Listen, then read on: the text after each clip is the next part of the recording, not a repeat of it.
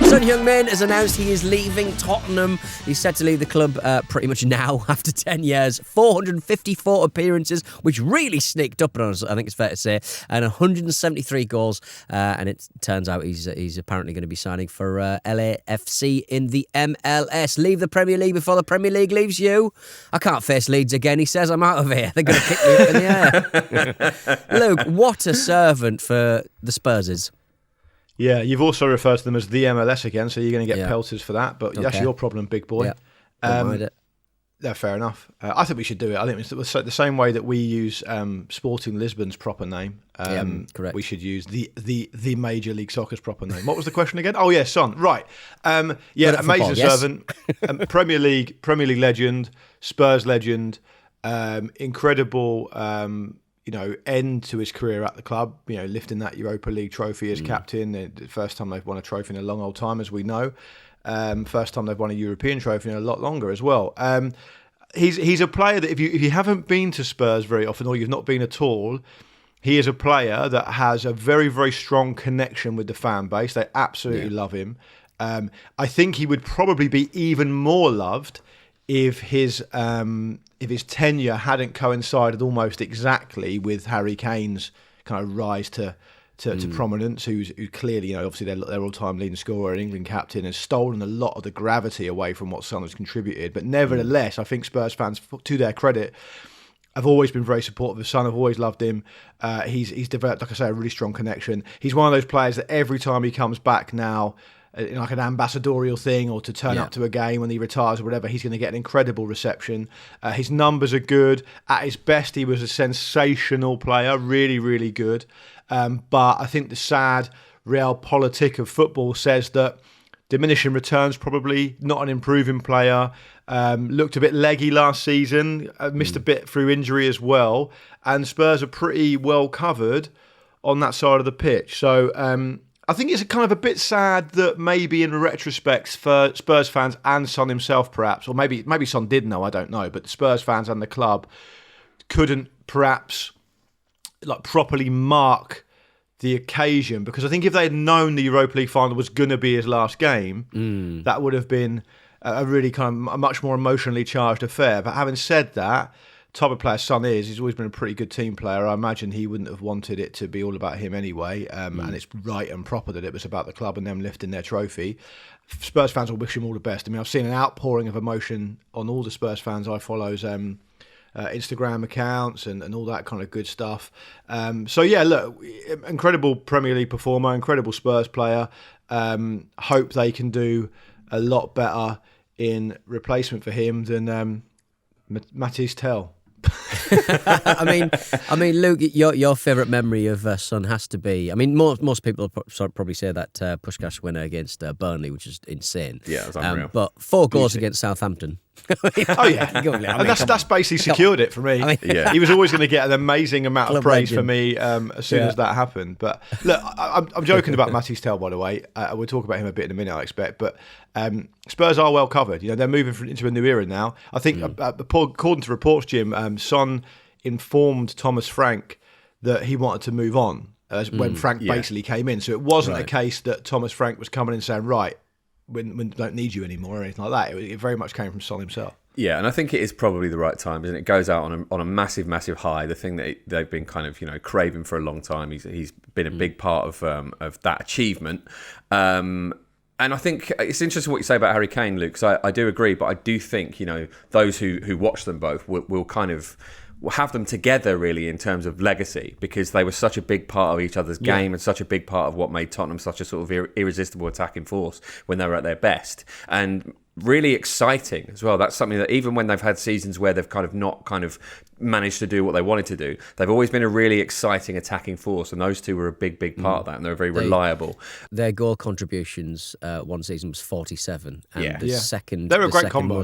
The second most prolific was 36, and that was Drogba and Lampard. So that record will stand for a very, very long time, because you don't often see those kind of partnerships anymore, do you? I think one of the legacy things will certainly be, though, do you guys remember, and if you don't remember, you should go and remind yourself, and people listening should too, the most unlikely argument of all time in All or Nothing between Son and Hugo Lloris when Hugo Lloris was really pissed off his son at half time for not tracking back for a goal. And it was quite odd to watch. It was like watching a fight between two canaries.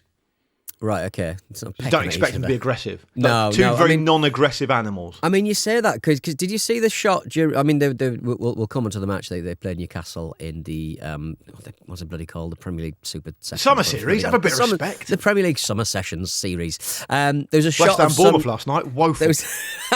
I know. They still managed to win, West Ham, thank God. There was a shot of Son's dad in the crowd, and good God, that man looks serious. Very severe-looking man. Son Woong-jung. I thought, what's his story? And obviously he was a footballer out in Korea, and he was fined last year for violating child welfare law at his soccer academy in South Korea. He hit a child with a corner flag. And if you can't handle Son's dad attacking your son with a corner flag. What a fitting tribute on the Ramble to Son. Well done, mate. Great career. All the best hit kids with bloody corner flags, for crying out loud. Yes, yeah. I mean an incredible performer at the highest level. But yes, they did give him a guard of honour, both Newcastle and Spurs, when he was substituted after an hour in their 1-1 draw. I don't think a guard of honour in the Premier League Summer Series is quite the same as having a guard of honour maybe in the Europa League or something. I think maybe they should. I'm sure they'll find a way of doing this. They should bring him back and have him waving around on a Premier League game. Half-time hero send-off. Yeah, when he gets fed up with MLS and starts talking about the fact he's really injured and he doesn't want to play, he'd come back for a bit. Do a bit of training there. Yes, it was. Do a bit of training at Real Sociedad. In that football match. Pope, probably the busier of the keepers, has to be said, but he still managed to keep Tell out, as you discussed, Luke. There was a one-on-one that took place in that match. He had the whole pitch to himself, pretty much, and he still managed to rattle against... He tried to give Pope the eyes and then rattled it against Pope's legs. Let's be clear. I'm not sure if you are attempting to give Nick Pope some credit for this, but a goalkeeper made entirely of rice paper could have kept that out. It was... I've never seen a one-on-one where you think the forward player is less likely to score. It was right. Okay, yeah. It was. If I was a Spurs fan, having said what I've just said about Son, it was absolutely chilling. If that guy is looking to start football matches for Spurs this season, I would be chilled to my core if I was a Spurs fan watching what I saw there, because you're 20 years old. You come with a big reputation. The one thing you should really be is have your confidence through the roof. Yeah. Right? You're 20 Especially years old. Right? Yeah. Remember how confident we were at 20? We had nothing going on. Right? He should be able to produce a slightly better return. Maybe make Nick Pope have to make a difficult save rather than a really easy one. He just never looked like he even wanted to be in the one-on-one situation, let alone score. He robs his man on the halfway line, runs for absolutely ages, and you think, well, he's obviously in a brilliant position to score here. Does one step over and effectively just passes it to Nick Pope. Yeah, big telegraph. It's the biggest step over since Phil Neville did one for Man United. Literally telegraph. And then another one and another one and another one. Look, I think clearly he's got time on his side, and maybe Thomas Frank can get a tune out of him, and he's got a good reputation, and he came to Spurs on loan with an option to buy for a lot of money, but weirdly enough, Spurs were able to negotiate that right down, right? So they got him for a far better deal than they thought they were going to. And he doesn't to put it diplomatically, he doesn't currently seem as if he's someone you can build any kind of attack around. But we could be wrong. It's only pre-season. Maybe it's a little tune-up.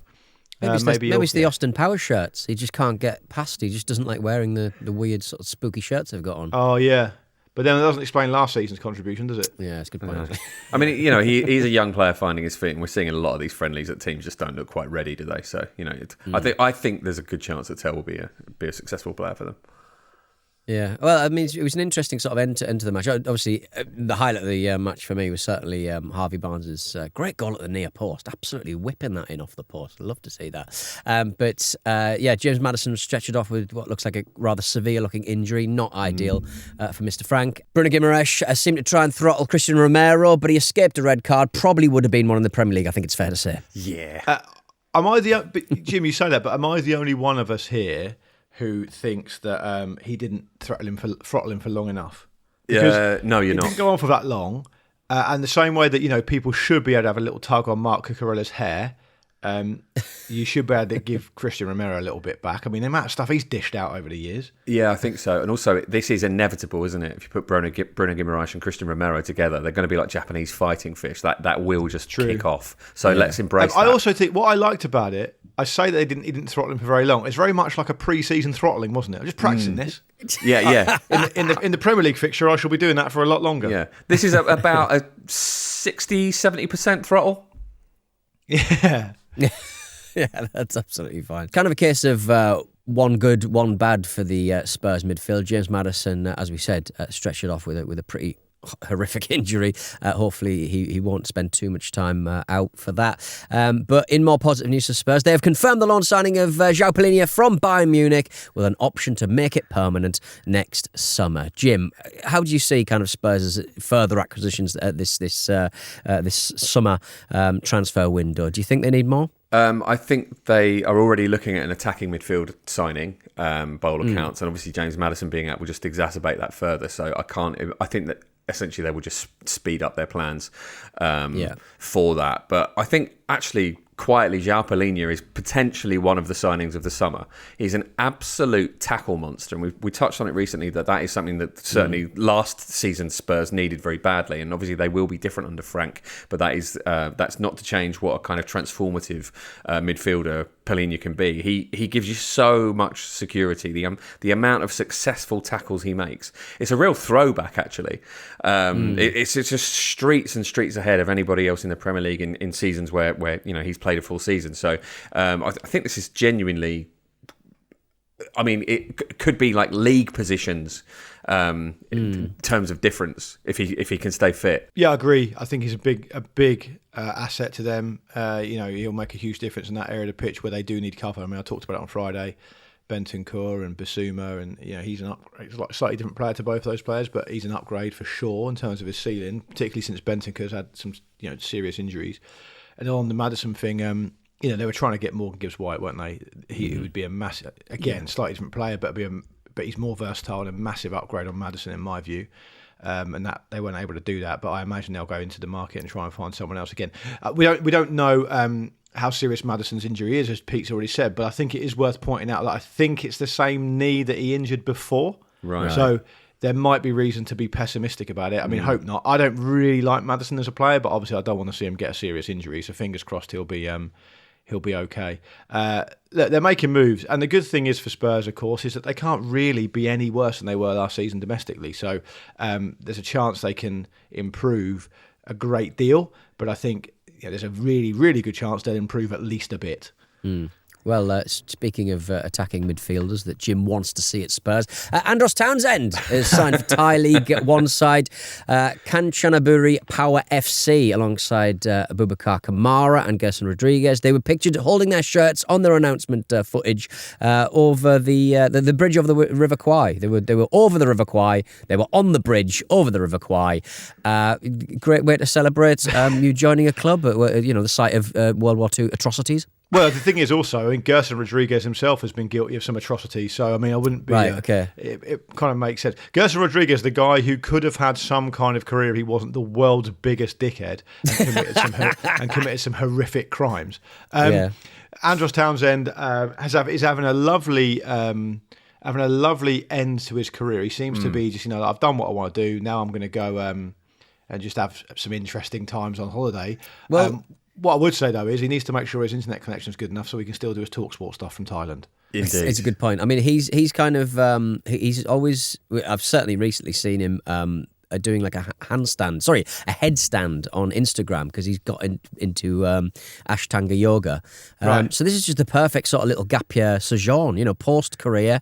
Just have a year there and just find yourself a little bit. Fantastic. Big fan of that. Yeah, he's gained quite a lot of praise, hasn't he, for his commentary work. So I find it interesting that he's gone, I think he's quite insightful. I've got one last gig left in me. Yeah. Fair play. Very, very I don't imagine he's going to find it hard to play in the Thai League One. Probably not. He's not going to find that difficult, no matter what age he is. the most difficult he's going to have is trying to keep away from Gerson Rodriguez. Probably pretty good advice, to be honest. All right, well, coming up after this, more transfers and proper football is back. It's happening. Russell Martin's not enjoying it, though. Hi, I'm Linvoy Primus, and you're listening to the Football Ramble. Welcome back to the Football Ramble. We've had some more correspondence after last week's mailbag episode about the most 90s things ever. Andrew Gilbert has said, I was listening to the Uncut offering on the free feed for us plebs, and Jim mentioned his quest to find the most 90s thing of all time. Let me share my offering of an eau de toilette from the 1999 Tarzan movie. This was found in a cupboard. Why did they bother? Surely it must smell like the jungle or something. Musk. Surely it must do. A musky musky. musk. Yeah, this was found in a cupboard at my work when doing a clear out a while ago, but I have no idea where it came from originally. Can confirm, despite its age, the fragrance is still not bad. Not a classy gentleman, Andrew Gilbert. Yeah, I mean, Andrew, it's a really great missive, and we really appreciate hearing about it, and it's a fantastic candidate for one of the most 90s things ever. Yeah. I don't know why you would have ended your message to us by saying the fragrance isn't bad. Don't say that. It makes you sound like you stink. No, you have to try that. Come on, you've got to give it a go. You need to see what it's like. Try it.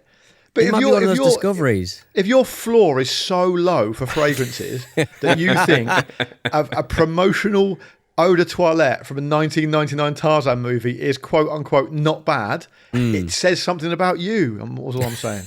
Don't let that put you off emailing again, though, Andrew. It's great to hear from you. Do get involved. Thank you. And do sign up for the Patreon. Thomas Eggington says, just wanted to bring your attention to the most 90s thing of all time. I bring you the Windows 95 user guide presented by Matthew Perry and Jennifer Aniston. And yeah, it's just basically a video of two actors from... It's a bit of an internet sort of cult classic, isn't it, this? Two stars of the TV show Friends. And they're basically just going through the features of Windows 95. I reckon they would have hoovered up some Bill Gates bank for doing that. Can you imagine? It's nearly an hour long, that. North of $1 million each, has to be. They were getting $1 million an episode for Friends. Yeah. I think the fact that it's Windows 95 brings up a really interesting aside on this quest to find the most 90s thing of all time. Because Jim first brought this to the table, and I made a representation of Jim that I think for it to be the most 90s thing of all time, it kind of has to have happened in 1995, bang in the middle of the 90s. Bang in the middle, right, yeah. I think that's important, and this is therefore ticks that box. The Rolling Stones doing that song "Start Me Up" for the start button for Windows 95. I think is even more nice. I've got one from 1992. If you're interested. Yeah. Okay. Go on. So at the Brit Awards, the KLF are nominated for Best British Band, and they're performing, but they're joined by a band called Extreme Noise Terror, which no one knew they were going to do, who sound exactly how you'd imagine they sound. Yeah. The KLF then fire a machine gun full of blanks into the audience and dump a dead sheep outside the venue that's booked for the after party. And they won the award, but they had to share it with Simply Red. Wonderful. Extremely 90s.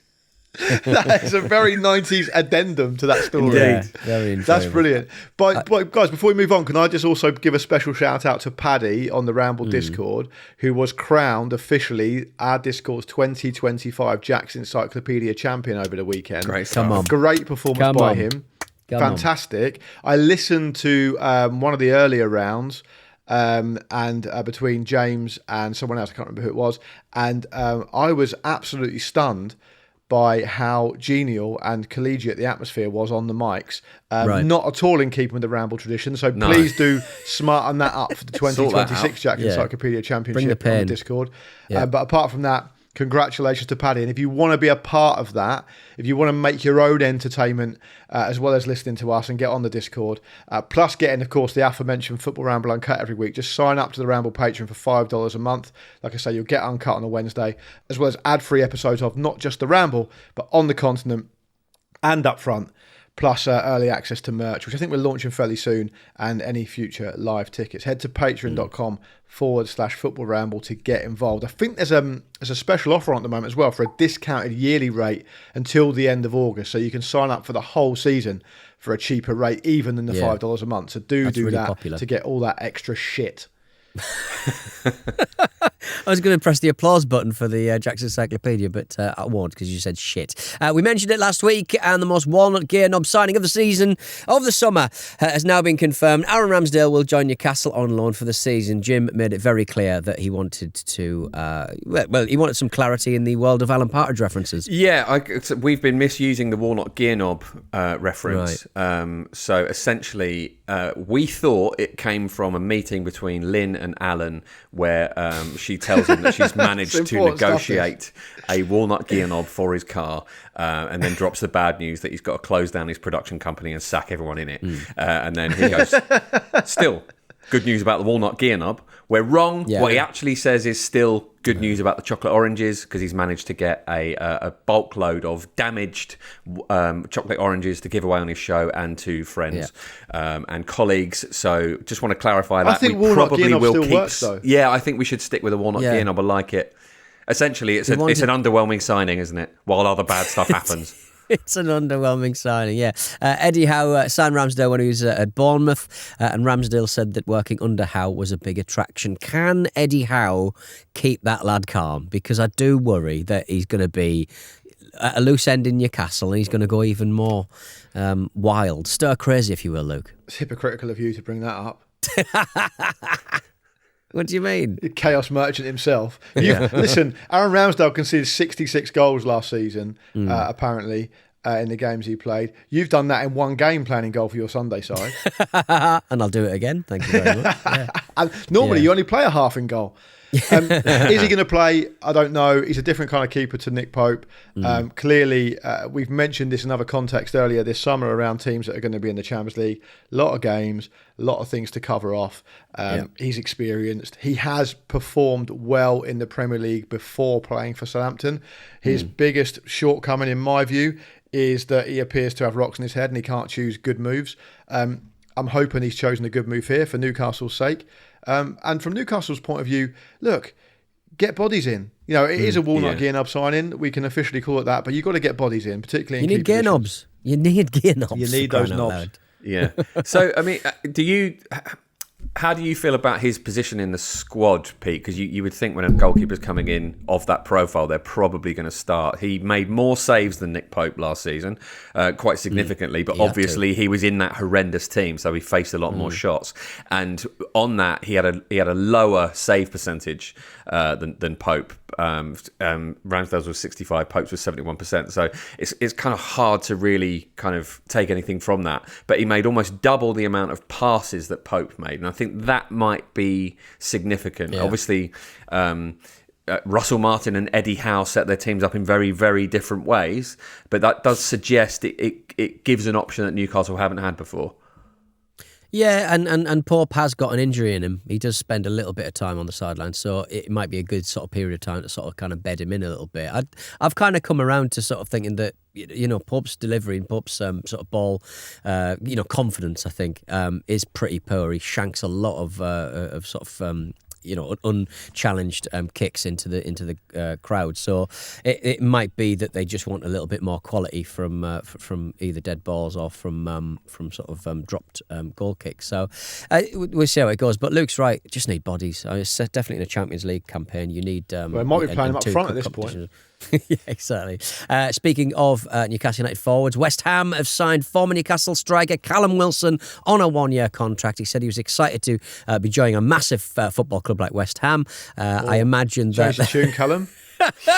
A club that shares a similar passion to mine, hard work, dedication, and I also strive for success, so I'm glad to be a part of it. The counterpoint to that is listener Luke Bright, who got in touch.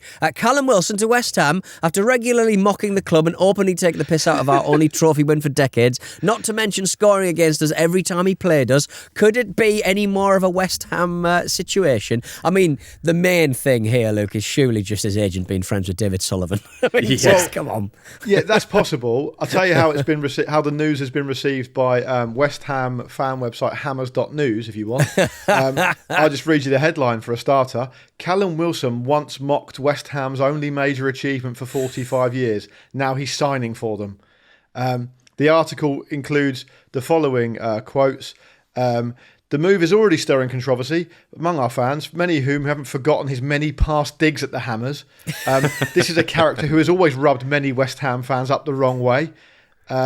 Wilson is 34 next season and injury-prone, and his arrival would jar with Potter's stated transfer policy. It was confirmed by a top spokesman that Potter didn't want to sign any new strikers. How do you become a top spokesman for West Ham?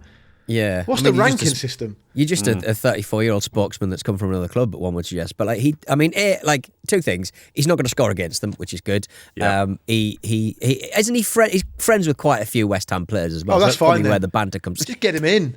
No, but that's where the sort of banter of because he did a podcast with Mikel Antonio, didn't he? Yeah, exactly. So and he looked fucking good in his press shot. So I'll never not be. I want Callum Wilson in front of the cameras. He's just, but it feels for a West Ham fan a very Robbie Keane kind of situation. Yeah, I mean, it's heavily incentivised though. So he gets paid different amounts based on whether he's in the squads and in the team, and I think if he scores goals as well. So that's very West Ham in that there's a lot to suggest it won't go well, and if it does go well, it costs them extra money.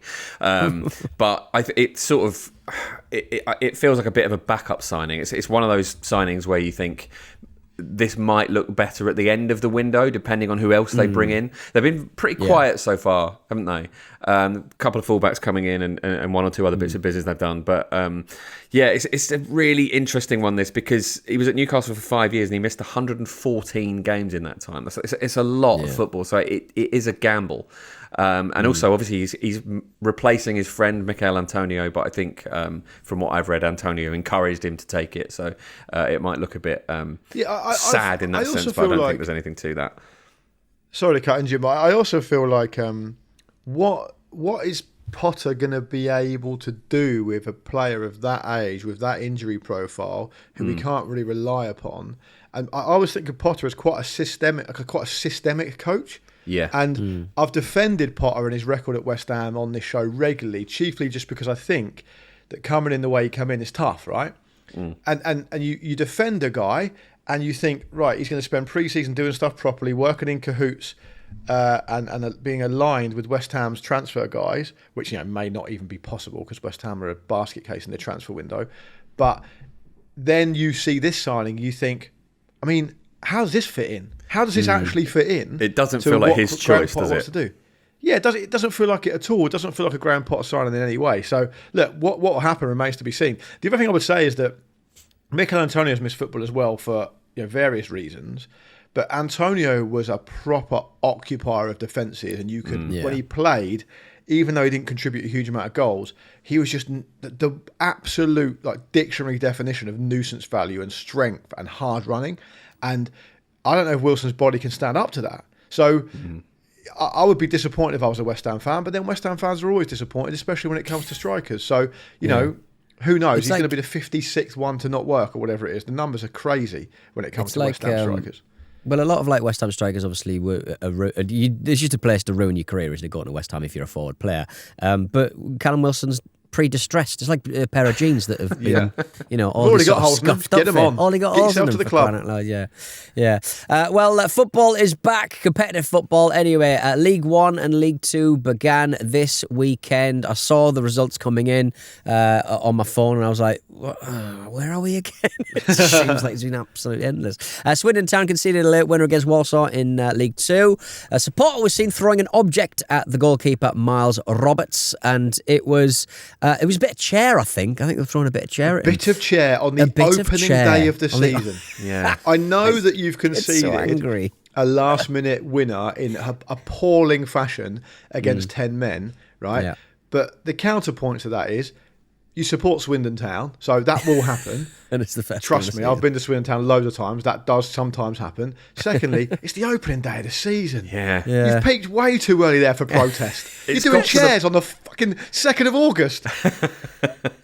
He's not allowed back in this. He won't be allowed back in the stadium. What's he going to do for the rest of the season? Yeah, well, I mean, he's spent all that money on a season ticket, Jim. Holloway's quotes were quite astonishing. He said, "I'm disgusted by whoever that person was. Whoever you are, you're not a Swindon fan. I'm not having you, and I hope you get caught. That is absolutely horrific. How dare you put our club in the situation you've just done? We don't want you in football." So it's the opening day of the season, and the manager has essentially demoted you from fandom. Like you're done. You've been sacked as a fan.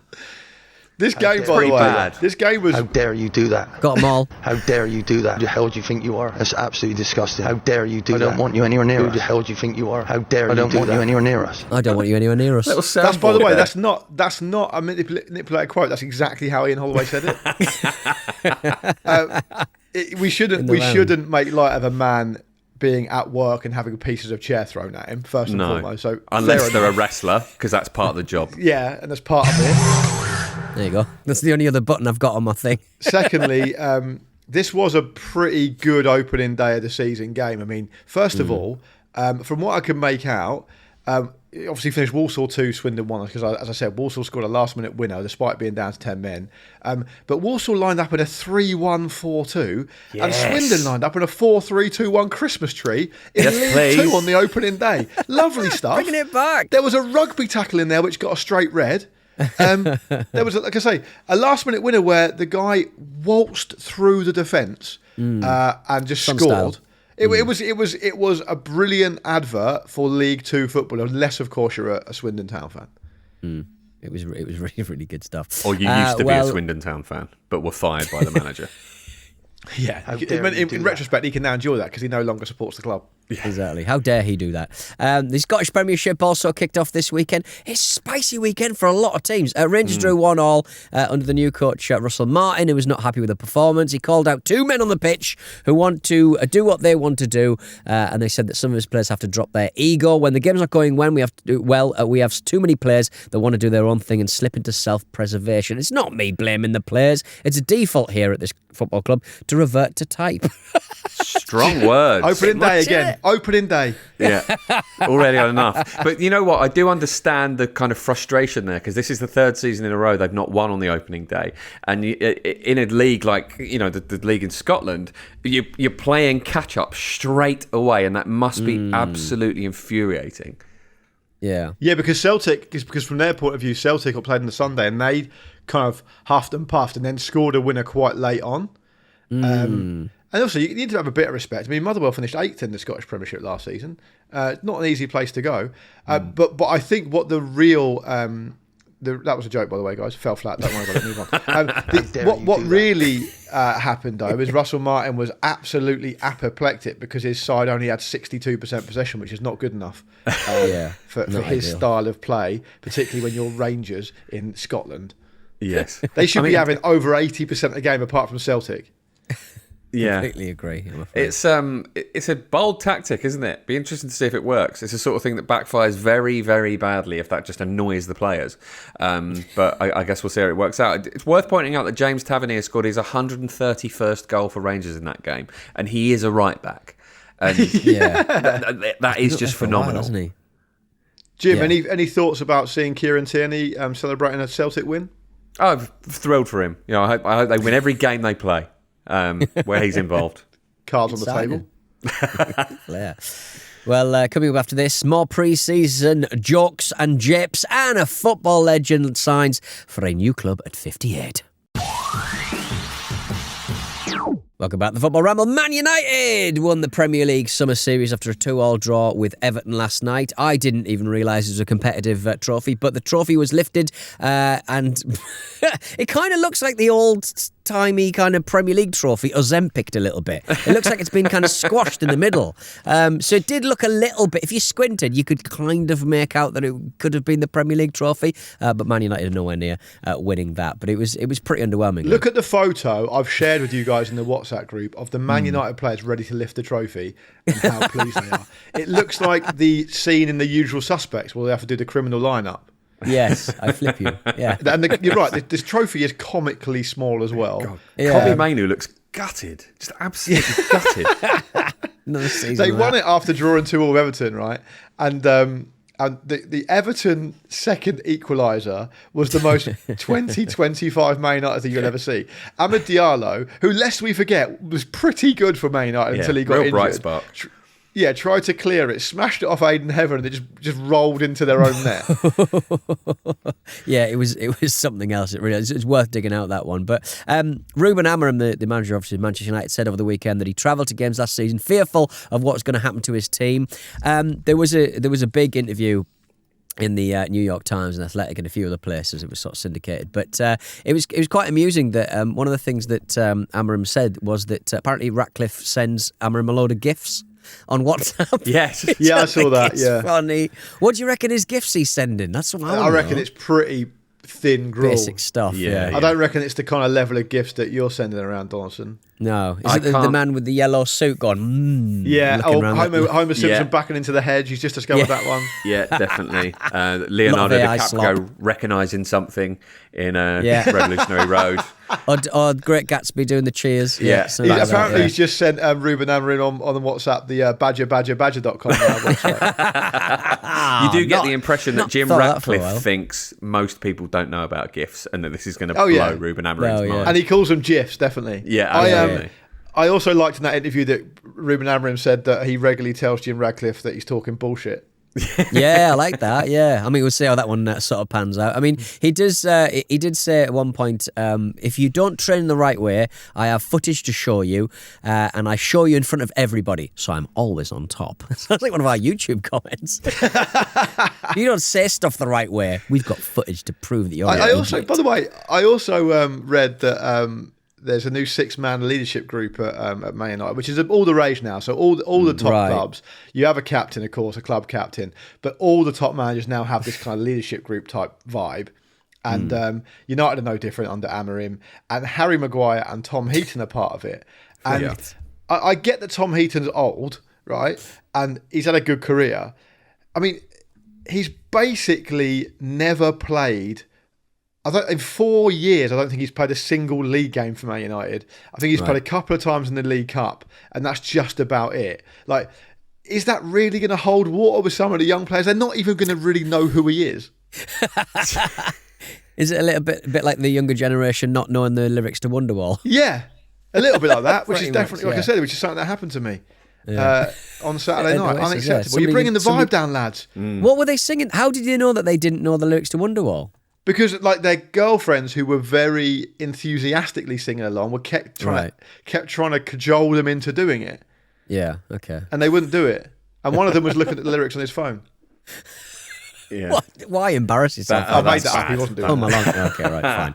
All right. Well, owner Jim Ratcliffe, the Gifmeister himself, he's hit a snag in trying to build their... Jiff Radcliffe. He's hit a snag in trying to build their new super stadium that was announced a few months ago, in fact. Is that big circus tent, wasn't it? All that nonsense. Yeah. Part of the land for the proposed site is currently owned by another company, Brookfield. United value that land at 40 to 50 million. Brookfield want 400 million.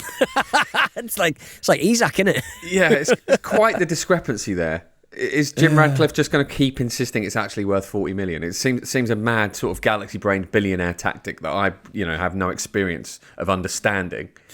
I mean, look, if land's relatively cheap depending on where it is, but good God, I mean, like if you know that Manchester United want it and you know how high their kind of financial ceiling goes, you're probably going to pump it up. It's a Man United tax, isn't it? Even literally applies to the floor. Oh dear! What he needs to do is he needs to get that particular piece of land and not select it for a few squads for a while. Stick it on the bench, stick it on run the its land contract loan down, and then try and convince Chelsea to get it for cheap, and then buy it back off Chelsea. Yes, makes sense. Sounds it's like good. There's that little piece of ground outside St James's Park, isn't there, Pete? That's just owned by some guy, who's obviously going to make an absolute fortune if and when Newcastle kind of renovate their stadium in that same area. Smart. You quite simply have to hold tight. You can't just sort of panic with these things. It's a devious way to live, isn't it? It is land baronage. Like that bloke in China who refused to sell his house and had to build the highway round his house. Oh, right. Yeah, it happens quite a lot. The nail houses of China and certain other places. I don't know why a despotic Chinese government doesn't just flatten it, but maybe they respect that sort of behaviour. Who knows? We were talking about Oasis, obviously a big 90s act. Another 90s act. 58-year-old Mexico legend Jorge Campos has signed for Mexico FC, the Spanish fifth-tier side. I mean, he's 58 years old. He was one of the most flamboyant, mainly due to his dress sense, footballers of the sort of early 90s, sort of late 80s. And it's the first time the legendary goalkeeper has played for a club outside of North America. He might even play as a striker, as he's occasionally done throughout his career. Yeah, he was obviously one of those kind of footballers who would take penalties, he would do free kicks, and he would spend a lot of time out of his 18-yard box, Jim. Yeah, he did, and he was also, because he was quite a handy striker, genuinely, they'd often sub another goalkeeper on and he'd go up front at the end of games and quite often scored goals. So he wasn't just one of those guys who took free kicks like Rogerio Cini and stuff like that. But yeah, I mean, he is genuinely a 90s icon, very much in the spirit of the type of 90s things we've been talking about. 5'7" as well, which simply cannot be repeated enough. Phenomenal goalkeeper. It's a really interesting project, this. Kind of essentially a European base to develop Mexican talent and build a kind of dual identity squad within Spanish football. It's very, very unusual and odd. I mean, he is 58 years old, but again, it's the fifth. It's the fifth tier. He'll be playing against Andros Townsend next season. Yeah, how old's King Kazoo? He's got to be up there, hasn't he? He's got to be cracking on for 58. But yeah, well done that. Well, man. you also got to factor in that it's the season for old players carrying on doing their thing. Because the great Jamie Cureton is still playing at 49. Yes, that's right, yeah. You know, he I think he's playing for Cambridge City as player manager. I'm pretty sure I remember him tearing Pompey to pieces when he was at Reading a long time ago. Yeah. But he's still doing it. He's been part of the youth coaching setup at Arsenal in this time as well. So he's like he has a separate coaching career while also being a player, which is amazing. And he's also this will be his 32nd successive season as a football player.